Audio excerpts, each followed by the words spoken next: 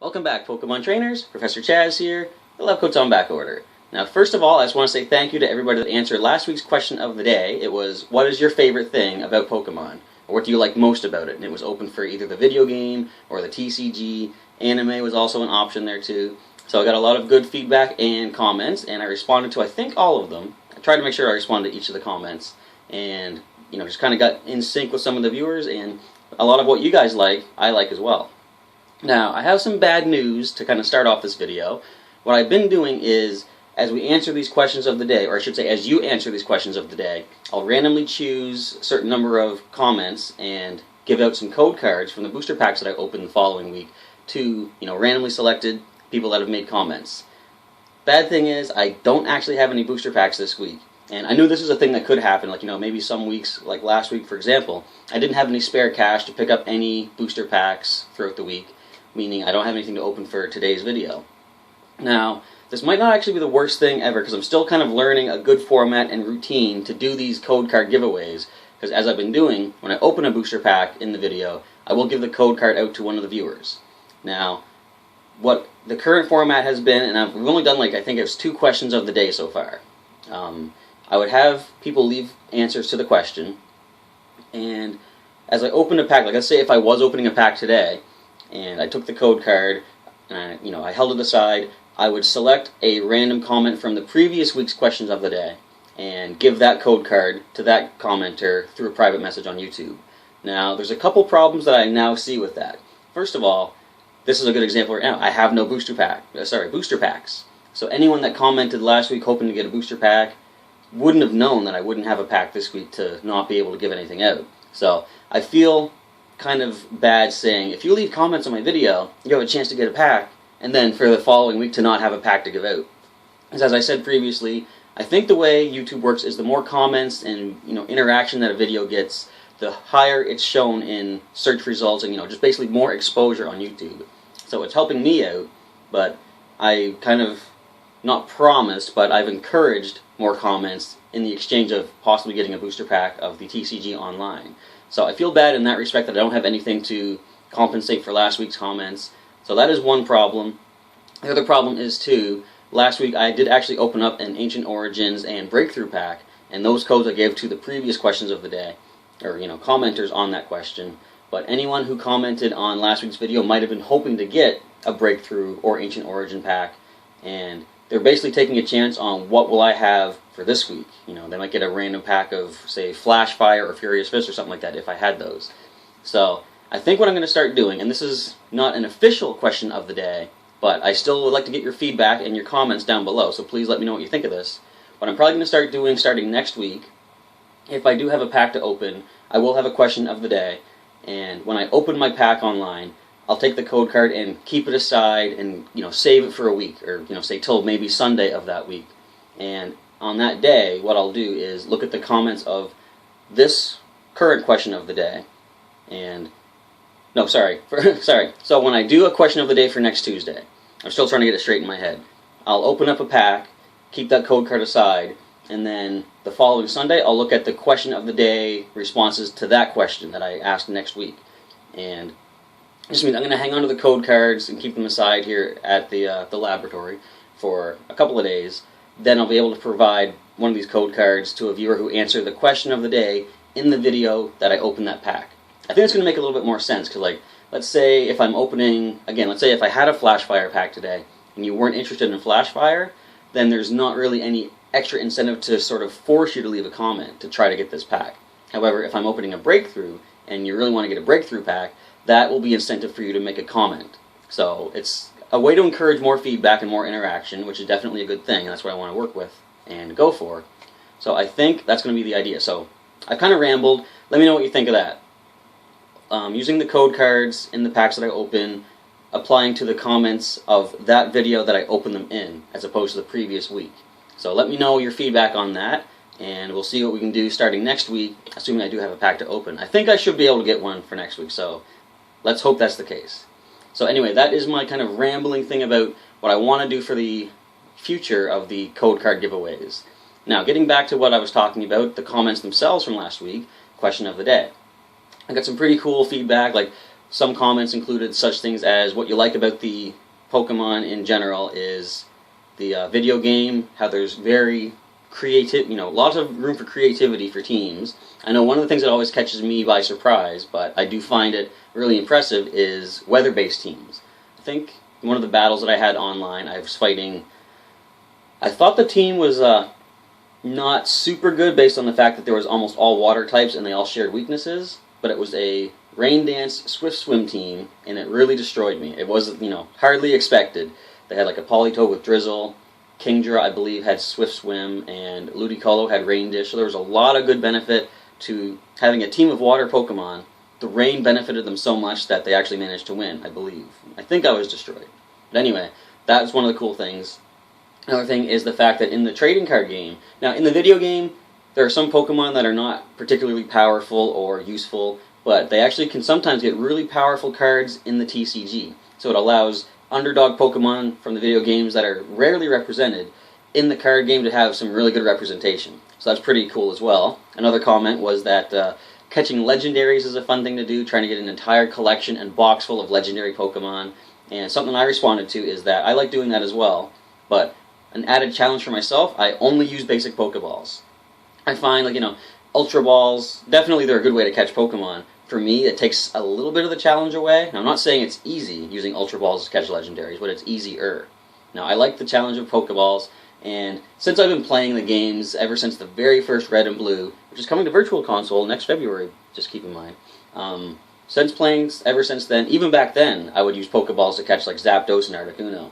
I like just making it a little bit harder for myself, and I feel more reward when I succeed that way. The other thing is, too, since I've been collecting legendaries ever since Generation 1, I've now gotten to the point where I feel like I've got so many, I don't need any more. I'll still try to catch them, but a good tactic in the video game is save your game before you encounter a legendary. If it gets knocked out, or if you run out of Pokeballs, you can just restart the game and try again. I don't do that anymore. I used to do that, back in the day, but since I have so many of them, I'm like, I'm going to give myself that one chance to catch Pokemon. If they faint, they faint. And I've only rarely had a Pokemon actually knock themselves out. I believe Uxie and Heatran, both back in Pearl, have knocked themselves out. Fortunately, thanks to Omega Ruby, I've now caught those two Pokemon. So that is a pretty fun thing to do with Pokemon as well, catching legendaries. I think one of my favorite things, personally, in Pokemon is collecting ribbons. I'm going to show you Shelbert the Squirtle. I did show him way back in the day in my Professor Chaz Origins video, but take a look at the ribbons that Shelbert has. He's been collecting ribbons ever since his first creation back in Fire Red. Now, of course, he is a representation of my original Squirtle back in Blue, but since Blue, Red, Blue, Gold, Silver, they weren't able to trade up to the third generation of Ruby and Sapphire. This particular Squirtle, Shelbert, is a recreation of the original Blue Squirtle that I had. And I really like this because as you see all those ribbons that he has, it highlights all the adventures he's been through. He's got some ribbons that no longer are obtainable, like back in the Pokemon Coliseum and XD games on the GameCube. You can get the Earth Badge, which is by completing Mount Battle, which is 100 Pokemon battles in a row. And of course you heal up between battles, but still, you go through 100 battles and you will earn that Earth Ribbon. I just like the fact that it shows how far he's come and his origins and stuff like that. So ribbons definitely are an important thing for me in the Pokemon games. Currently what I'm doing is going through the contests in the new remake Hoenn region in Omega Ruby. So I'm taking my Pokemon and trying to get the Master Ribbons. What I didn't remember though was that if you get all 5 Master Ribbons in all 5 divisions, you get a Contest Star Ribbon, which when you send your Pokemon into battle, you see a little ribbon appear over them as well, which I think is pretty cool. And I'm excited to get that little ribbon image for all of my Pokemon as soon as I can. So that's definitely a highlight for myself, and I like hearing about everyone else, what they like doing in Pokemon as well. Now the next thing I'm going to mention is that we're currently at a little over 350 subscribers. I think what I'll do is every time we hit a landmark number, and I'm thinking 500 will be like the first landmark number that I'm going to try to shoot for. When I do get to that number of subscribers, I'll do like a special kind of video, and I'm thinking picking up one of those collection boxes. I'm going to mention a couple of those later on in this video, where you get a certain number of TCG booster packs. That's when I can give a pretty decent giveaway to responses to the question of the day. So, if you like this video, feel free to subscribe. Again, that's me, being like, give me more exposure, give me more publicity and stuff like that. But I don't really care about that. I just like the idea of hitting a landmark number and then giving something back to the viewers who got me to that point.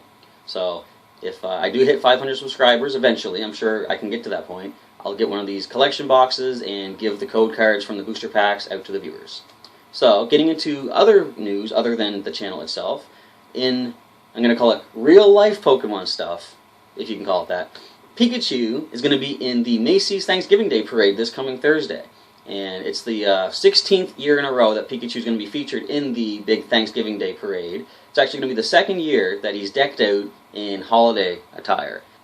As you can see there, it looks like he's holding a little Pikachu snowman, and he's all decked out in his holiday attire, which looks pretty cool. And the parade is going to be aired live on NBC in the United States this Thursday at 9 a.m. in all time zones. Now, I wonder how they're going to do that, because live at 9 a.m. in all time zones, I don't see how that works, because if it's like 9 a.m. as they're filming it, waiting till 9 a.m., the mountain time, I don't know. It's going to make sense somehow, though. But anyways, it's going to get everyone into the holiday season, getting ready for holidays coming up in December. So that is the real-life Pokemon news. Now, a few mentions to make for the video game. Continuing with the holiday theme, the Festive Feud, I think it's called. Yep. Festive Feud is the next online competition in Omega Ruby Alpha Sapphire. So what they're doing for this one, you're limited to using Pokemon that are just either red, green, or white, holiday colors. Now there's a list on Pokemon.com. It's going to show which Pokemon are eligible based on their color schemes. And you cannot use older Pokemon that have been Poké-transported up from previous games. So again, downside for me because most of my Pokemon are from the older games. But as long as you've obtained them in the 6th generation, you can use any of your red, green, or white Pokemon in this contest. So it's going to be based in Omega Ruby Alpha Sapphire. They're going to be triple battles. And the registration begins on Thursday, December 3rd, going until Thursday, December 10th. The competition itself starts that very Friday, the 11th, going till the 13th. So you can play up to 10 matches per day, and by playing 3 battles, you will become a qualified participant, and every person who qualifies as a participant will gain a pretty cool prize. It is going to be a Delibird giveaway. This Delibird is going to be holding the Relic Gold item, which I'm pretty sure is basically just something you can sell for a good amount of money, but the Delibird has the move Happy Hour. Happy Hour is a move that when you use it in battle, at the end of that match, it doubles the prize money that you get from it. So this is actually a Pokemon that I'm kind of interested to get myself, because as I said earlier, I'm interested in getting ribbons. There are very expensive ribbons in Omega Ruby that one costs 10,000, and you get that one, you can get one for 100,000, and then the final one's called the Gorgeous Royal Ribbon. It's $1 short of 1 million Poké Dollars. So I'm currently going through the process of trying to get enough money repeatedly to get those for my Pokemon, so that's going to take quite a while. This Delibird could speed things up a little bit, so I'm going to be interested in attempting to make a team for this. As I said, I can't use previous Pokemon from the older generation, so I might have to completely redesign a whole new team within Omega Ruby, and that's where I'm going to ask you guys for suggestions or requests. If I can assemble a team for the Festive Feud, I actually want to make a team that you guys might want to see. So check out that link. I'm going to put the link in the description of this video as well. It's going to show all the eligible Pokemon. Which ones would you like to see me use in battle? And I'll see if I can breed up a competitive team, or if not breed, at least catch a competitive team. I'm not expecting I'm going to win this contest, but just by participating and getting a few matches in, then I'm going to have a chance at winning, earning this Delibird with Happy Hour. And I can certainly record some of these battles and use them as content on the channel as well. And who knows, maybe I might win a match or two here or there. We'll have to see how it goes. So check the link, leave a comment down below. Let me know which of those Pokemon that you'd like to see a team based around for me to use in the Festive Feud. Kind of want to get the channel into the holiday spirit as well, so that could be a good way to get started. Now, in other video game news, so something that I just said right now, I want to either catch or breed a competitive team to use in the Festive Feud. There are certain programs out there, from what I understand, you can actually create a Pokemon outside of the game and then just import it into the game. Now, from what they say on the Pokemon Global Link website, there are steps being taken to actually prevent things like that from happening. Now, it says that they have identified that certain games have some illegal data in it that is basically Pokemon that are unobtainable, or certain moves and things like that. And they had mentioned this a while ago. They said they're looking into it. I guess now they've made a decision what to do with this. games that have been identified to have illegal data have actually had restrictions placed on them. So if your game happens to have a Pokemon like this, when you try to get online with either GameSync, the rating battles, or online competitions, you'll actually get an error code, and it's code 090-0211. The description will say, "This service has been discontinued." What that just means is basically the game itself has been identified to have illegal information in it, and it's preventing online competitions like that. Because it makes sense to me. Like, a lot of people that play the game will be playing it, catching a Pokemon, training it up, and doing the best they can with it, which is kind of like what I prefer to do. And for someone just to create a Pokemon outside the game and maximize its potential right from the start and use it without putting any the work that other people put into hunting for this Pokemon and the struggle of catching it, it unbalances the game because anybody could just create a super powerful Pokemon from start. That's what they did with Mewtwo, and look at what happened there, right?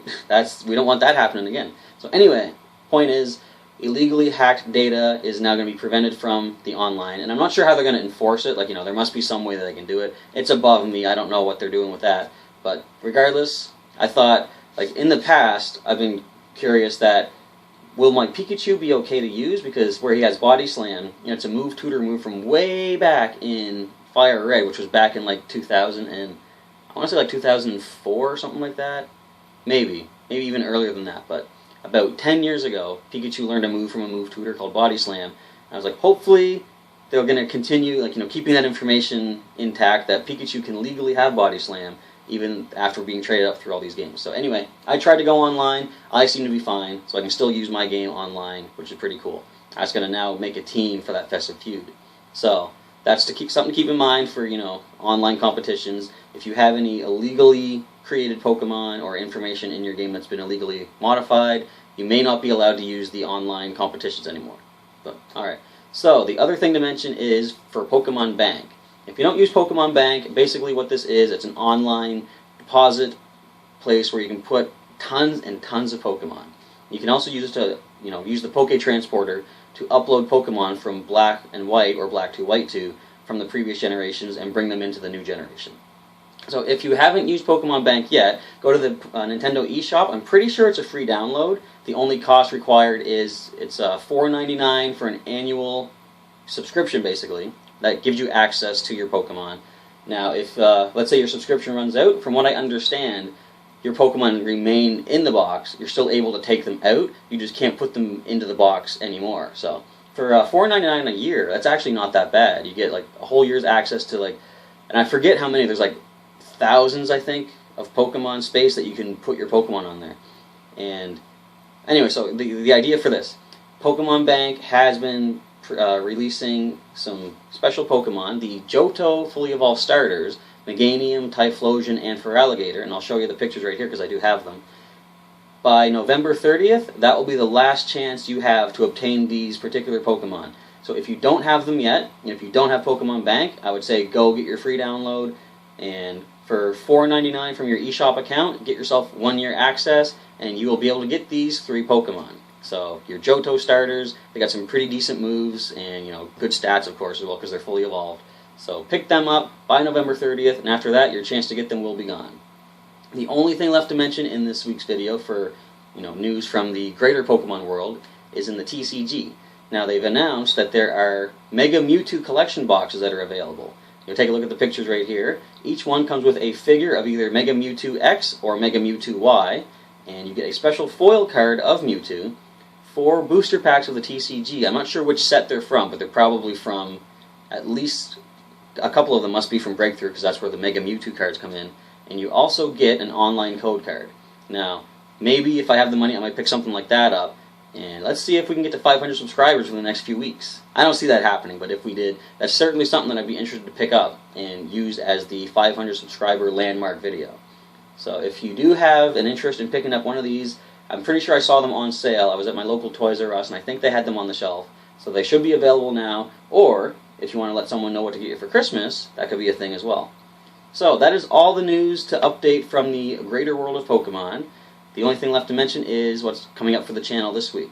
Now tomorrow, I'm planning to have another TCG Online video. I'm going to focus on the new break Pokemon, Zoroark Break. Now, I'm hoping to get some Zoroark from the new Breakthrough set with the stand-in ability, because I want to show off what Keldeo EX used to do. Basically, Zoroark Zoroark with the stand-in ability, it can, from the bench, take the active spot, and if you give it a float stone, it can then free retreat. I'm planning to combine that with a Pokemon that powers up when it comes off the bench, so you'll see what I'm talking about for tomorrow. So the rest of the week is going to be followed on Thursday with the Omega Ruby team building video. We actually did get a win last week, spoilers, but if you didn't see that yet, go back and check it out. We got our first win in the Omega Ruby League. We're hoping to continue with another team of 6 Pokemon, see how well they do. So the team builder will be Thursday, the matches for that will be on Friday, and then on Saturday we're going to continue the Pokemon X singles battles. Alright, so that's going to wrap up this video for this week. Again, leave a comment down below, let me know what you'd like me to do starting with the code cards for next week. Any packs that I open up in that video, should the code cards apply to the comments that come in that video for question of the day? Let me know what you think of that. Alright, I'm going to get out of here. Thanks for checking out this video this week, and I'll catch you next time.